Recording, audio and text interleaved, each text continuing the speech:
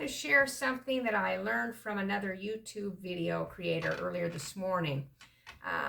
And it really made me stop and think about weight and food and why so many of us struggle to lose weight and keep it off long term. Most of us have tried dieting harder. We do more working out or more workouts. We add more restrictions, more tracking. And for a while that works, but then it seems like the weight usually comes back.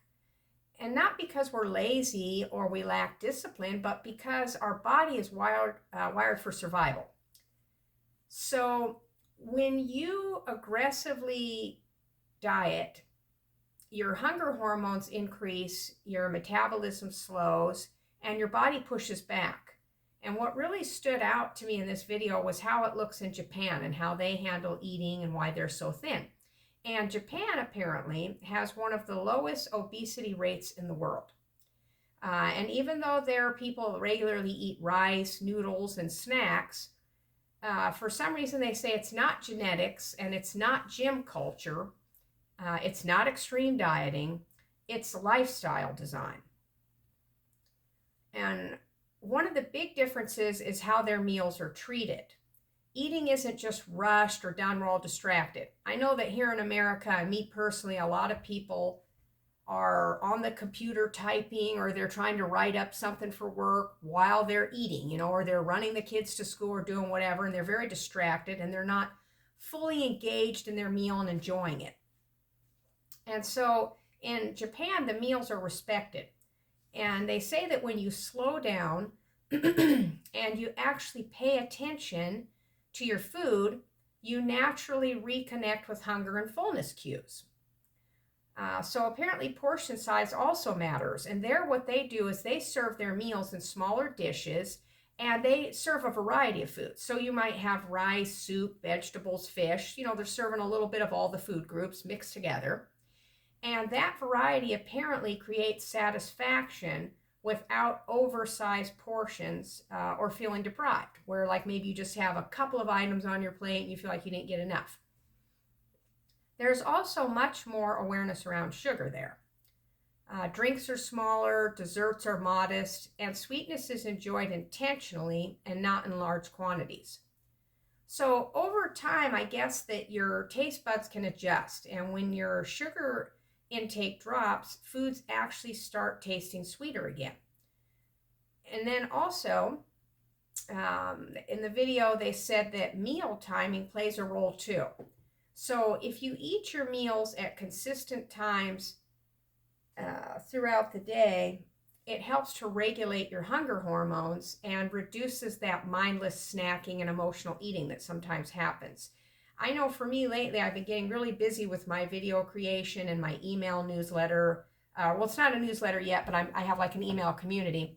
And whenever the last few days, I've noticed that whenever I get busy on something and I didn't have my lunch and then I have my lunch late, then when the late afternoon hits, I start starving to death and I recognize that I have not ate and I'm just famished and I'm ravenous, and I just go in there and grab any kind of garbage snack that I can get. And then this sets back my dinner time because now I ate my lunch way late. It's like 3-4 o'clock in the afternoon. And then I end up eating later or having late night snacks, and it just throws off everything. So I'm a really big believer in actually timing your meals. And I keep trying to do this, but you know how it goes. You try to set a habit and it lasts for a few weeks and then you forget and it falls away again. So it's going to take a lot of consistency and mindfulness, just being disciplined. And so I guess what helps is that when your body knows that it's going to be fed, then your cravings tend to calm down. If it knows that the meal's coming at a certain time, it gets regulated. And their movement in Japan looks different as well. Instead of structured workouts, the movement is built into daily life. Just walking, biking, taking the stairs, those small movements add up without stress or guilt. Like today I dusted the house and I vacuumed, and to me that was exercise. Another key piece of food is availability. And convenient food doesn't automatically mean junk food. Here in America, we are really over inundated with all sorts of garbage snacks and chips and donuts and fast food and all this convenient garbage. But When nourishing options are easy to access, better choices can happen naturally. So, environment shapes your behavior more than willpower. And finally, taste itself can be retrained. Exposure to simple foods can change whatever the brain craves over time. So, like say normally you would go for a bag of chips or a donut, you can slowly train your taste buds to prefer an apple or maybe some dates and nuts, or even just sometimes I'll have a half an avocado as a snack. And when I first started off with my diet years ago, I wasn't really into tomatoes or onions or avocados.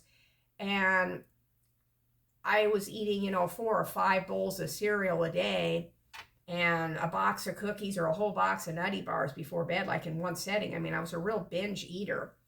And I discovered that over time I could force myself to adjust to meals that had less salt. Like now I can actually eat a bowl of vegetables just plain, or raw veggies without the dressing even. And instead of craving a cookie, I find that now I actually just like cherries and nuts or some dates or some sort of healthy fruit, a little bit of blueberries and yogurt or whatever. My taste buds started to adapt and adjust. It's just they're used to all these chemicals and these MSGs, and it just takes a few times of eating something over and over and over again, and all of a sudden your body starts to recognize that it's getting real nutrients, and it'll cause you to crave the healthy stuff, the healthy foods over the garbage. You'll see if you try it for a while. And so the good news is that this can happen at any age, and it doesn't require any extremes. You can slowly adjust your taste buds to a healthier diet. You can start to schedule and plan your meals so that you eat more regularly and your sugars stay regulated, and that way you're not starving where you're going for some junk food late at night or late night snacking. And there isn't actually a special diet. What my takeaway was from a lot of different videos and books that I've read about diet is there is no special diet.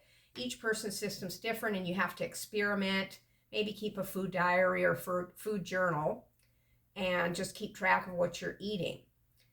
Basically, it's a mindset shift. So instead of punishment, you have to have balance. And instead of structure, you have to have structure instead of chaos, and respect instead of restriction. A lot of these ideas were inspired by a video that I watched, like I said, this morning, and it's from somebody, the channel's called the Educated Wonder Channel. I can link the video below if you want to explore it more.